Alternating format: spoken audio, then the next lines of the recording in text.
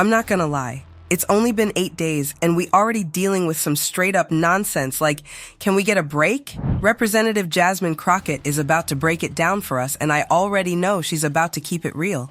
Let's see what she got to say about this funding freeze, cause this is wild. Good evening. Sorry to keep you waiting.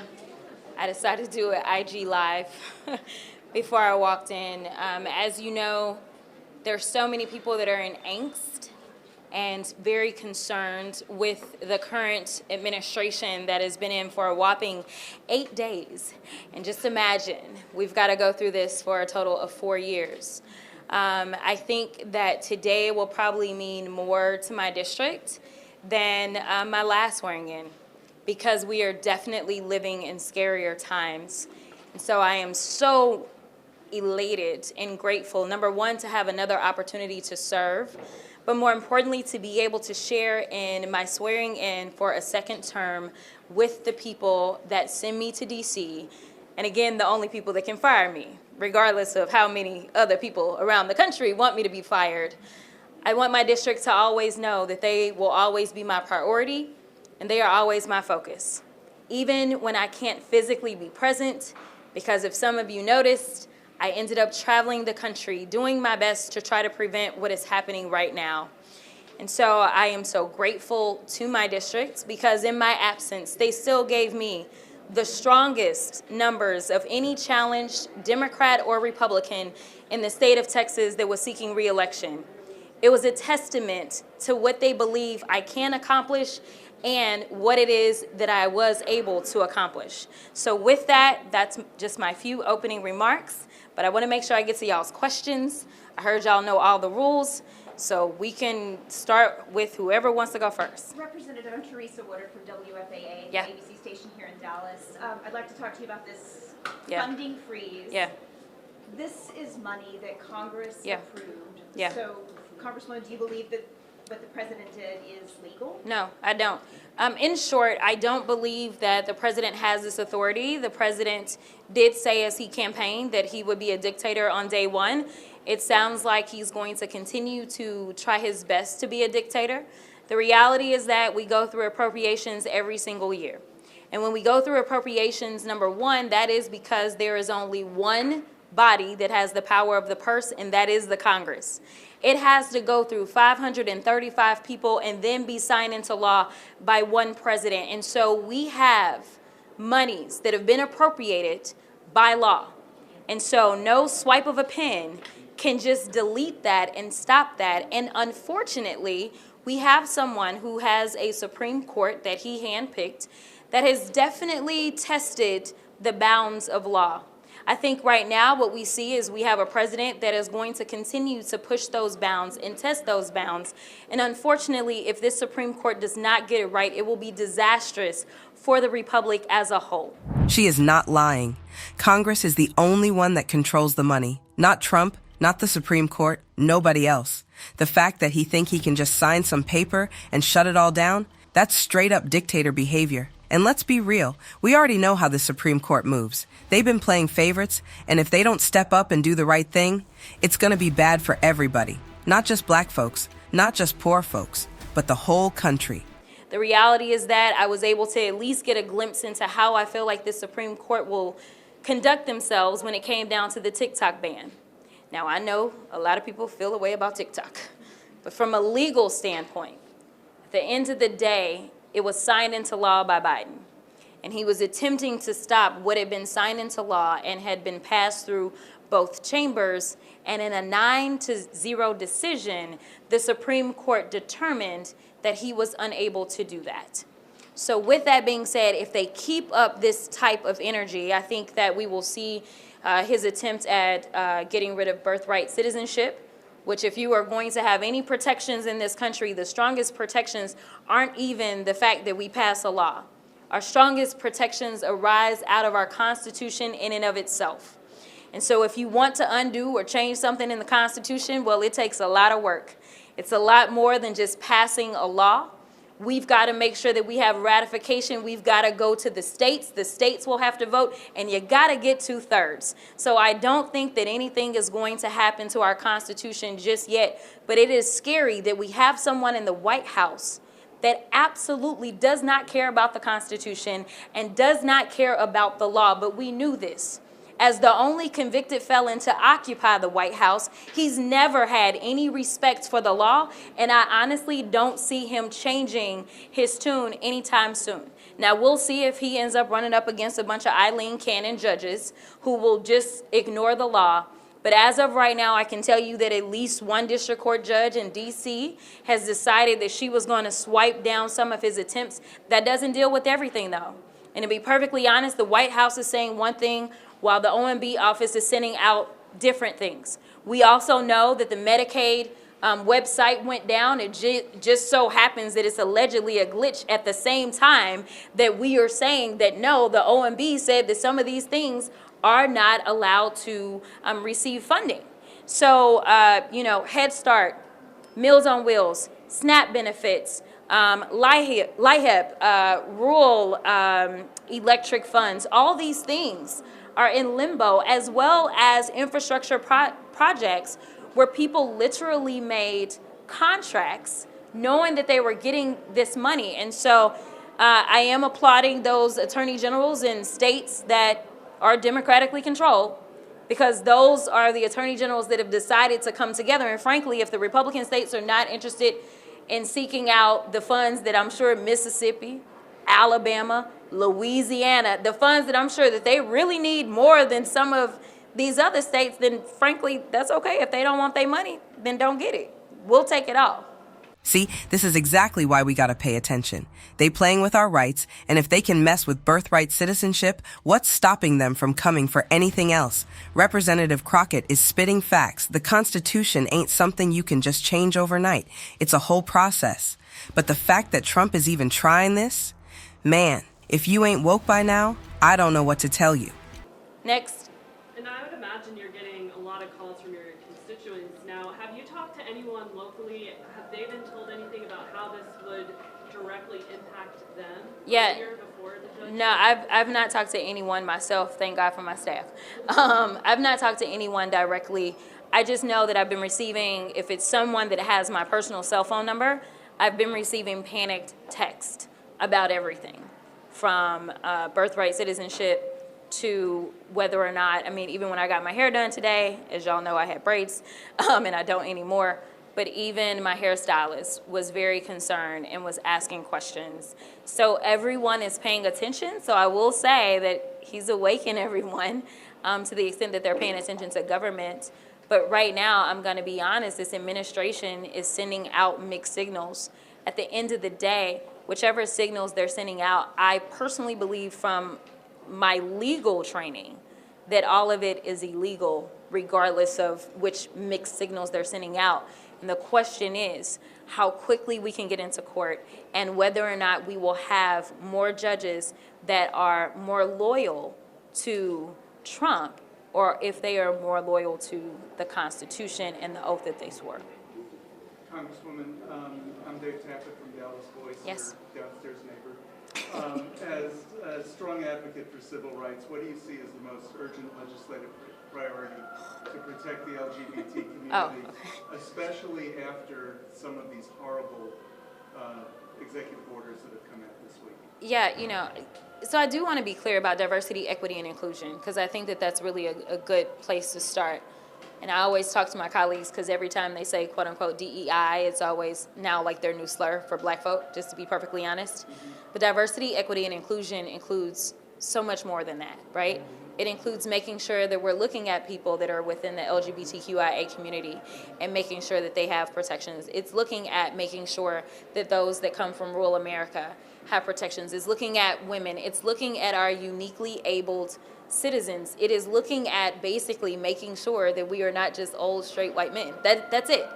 And it's making sure that everyone has an opportunity. It's making sure that those governmental agencies look like who we are in this country. And so I think that that probably has to be the most urgent thing, because I think that it is all-encompassing. and it's looking at our civil rights as a whole. In addition to the fact that what we're experiencing is they went after our education with the affirmative action decision. This is kind of a bleed over, but this all goes to economics, right? At a time in which we still can't get anyone to agree to raise the minimum wage, which hasn't been raised in probably close to 20 years now that we're going on, we see that the billionaire class is continuously, overnight, just making more and more money. I mean, the richest man in the world literally made like another $200 billion like in the few days after the election, right? And so what we've got to do is make sure that, number one, we're not allowing people to divide us, because I will be honest, we were divided in this election about trans folk. That's just a reality. And then Democrats started falling apart about trans folk because they felt as if it was seeping through. The reality is that when we start to talk about trans folk make up probably less than they make up less than 1% of who we are in this country. But if you allow them to divide us over trans rights, then they can divide us over immigration, which they did that as well. It's the division that is killing us, and the reality is that it's not really about whether or not you agree, like it, love it, or understand it. It's about understanding that this is supposed to be the land of opportunity and the land of the free for all. And so we've got to stand together. So the one plea that I will have is that I want us to stand together. Let's stand with our LGBTQIA community. Let's stand with our immigrant community. Let's stand with black folk. Let's stand with women. Let's stand together, because there's more of us than there are of the select few that are pushing this white supremacy agenda. We cannot get caught up in it. And when you look back at the playbook of Hitler, when you look back at the playbook of the KKK, it never was just about black people. It's the exact same people that they're pointing fingers at and that they went after. And so I am encouraging everyone to stand together. Congresswoman, you mentioned the last 8 days have been a lot of information, and while you're a great messenger for the Democrats, it doesn't really feel like there's been one central message. I know there's a lot to respond to, but over the next 4 years, how do Democrats, start on kind of fixing this messaging problem and actually coming together and responding to some of these things that are being thrown at y'all? Yeah, so the chaos makes it difficult. I will say that. And we are absolutely drinking from a fire hose. I think that I speak for the leader when I say that I think we are in agreement that we have to figure out what are the three most disastrous things. Because when you think of how the human brain works, it can't take all this in. It's too much, right?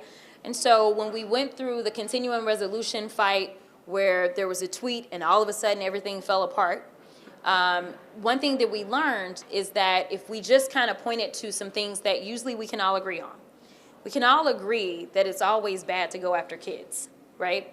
And so the fact that they were cutting the funding for childhood cancer research, that was something that was salient across the board. That was so we have to find at least the three things that we feel like hit across the board. So every time we feel like they're going after Social Security, we need to go ahead and talk about it, because that is a big deal. Anytime they're talking about children, we need to go ahead and make sure that we talk about it. And anytime we're talking anything about our seniors as well, and our veterans tend to be another group of people. We need to find the three most impactful, worst things and talk about those and hammer them. Once we do that, I think that we also have to understand that Democrats love to dig into the minutia. We will tell you about the entire 1,000-page bill, and we will talk way over your head. That is not the way to go. A simple message with 3 points. And we also need to understand that while I appreciate everybody that's standing here, we've got to communicate in every single way, right? Not just legacy media. We've got to make sure, like I'll be starting a podcast that I'm going to run myself. There are no Democrats that have podcasts, which is terrible. But that is information on demand, and it allows those that really want to get a fuller message than you can get off of TikTok to be able to do that. We've got to make sure that we're being effective on social media. We've got to make sure that we're engaging in radio as well as going to some places that we've never been. So this first term taught me that I never thought that I'd end up in Vogue magazine, Essence magazine, Ebony magazine. But listen, we need to be in the hunting magazines. We need to be in the fishing magazines. We need to be everywhere because politics impacts all of us. Instead of just making sure that we're focusing in on those that typically talk about politics. I was blessed with an opportunity to go on The View. I was blessed with being able to go on Jimmy Kimmel. We've got to go where the people are. And so I think that we've got to figure out which messengers can be versatile enough to get into some of those other spaces. And we've got to make sure that we're doing that, as well as we just got to get back to like grassroots work. We need to go ahead and go into communities, not when we're seeking a vote, but when we're literally just going in and we're listening and we're educating people on what's happening. So we need to have town halls, and we need to do town halls outside of our safe blue districts. We need to be going into rural America, explaining to them that the reason that your hospitals are shutting down is because of Republican policies. We need to explain to them that the reason they've been able to modernize their farming is because Democrats were the ones that pushed for rural broadband while Republicans voted against it. We need to educate people on why our policies work, because they work. We saw that every time there was a ballot measure that was on the ballot, even in places like my home state of Missouri, somehow they voted for abortion access and then sent an anti-abortion senator back to the Senate. I don't really get it, but our policies do work. And so we've got to make sure that we're educating people on the fact that we are fighting for them and not fighting against them, as it seems like we are about to endure for at least some time. Congresswoman Crockett, just on one note, on a lighter note, any more nicknames for Marjorie Taylor?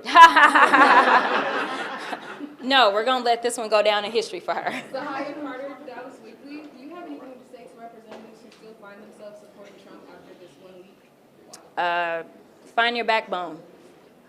When I ended up enduring the nonsense that I went through with Nancy Mace most recently, what people don't know is that I was arguing for the Civil Rights Subcommittee to be added back to oversight. That's it. It was just an organizational meeting.